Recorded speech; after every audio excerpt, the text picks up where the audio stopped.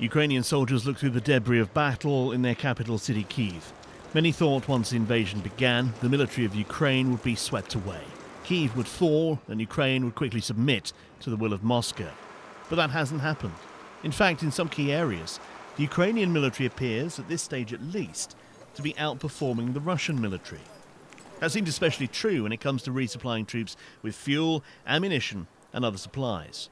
The improvement looks to have happened because of failures in these very areas when Russian forces annexed Crimea. In 2014, they really were terrible. Most of the structures that they had simply did not have sufficient people in the structure to actually to do fighting and logistics. So they've obviously, there's been a development since then and people have understood things and there's been a better organization of logistics across the whole force. And this time they actually seem to be pretty much getting it right. While the Russian forces appear not to be. Many onlookers feel the Kremlin has miscalculated, believing the initial military action will be enough to stun Ukraine into submission, and now that hasn't happened, the supply chain issues are shining through. So they're driving across the border into war, stoked up for 24, 48 hours, no more, and not being able to drive very far, which is one of the reasons why, if you actually look at down south when they came out of Crimea, they've actually only gone sort of like 50 kilometers left and right. And, I'm sitting there thinking, why is this? Why is this? Well, I know now they haven't got enough fuel to go any further because they were stopping and asking people in villages, please, where can I get fuel?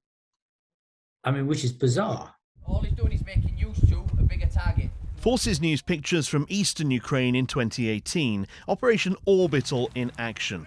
This was the UK's military training mission, brought in after the annexation of Crimea to try and modernise the Ukrainian military's thinking, which was still very much in a Soviet mindset, with a heavy emphasis on top-down leadership.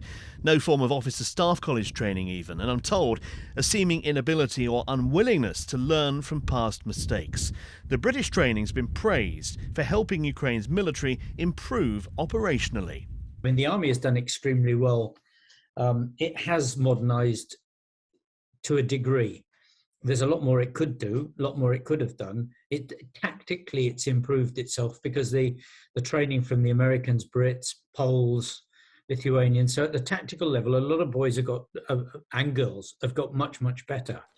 And that improvement shines through on the ground in this current crisis. But although they may have prevented a Russian early walkover and caused the Russian military a number of logistical headaches in the process, any future operational triumph is far from assured, given the mighty foe they face. Tim Cooper, Forces News. If you enjoyed this video, don't forget to like and subscribe.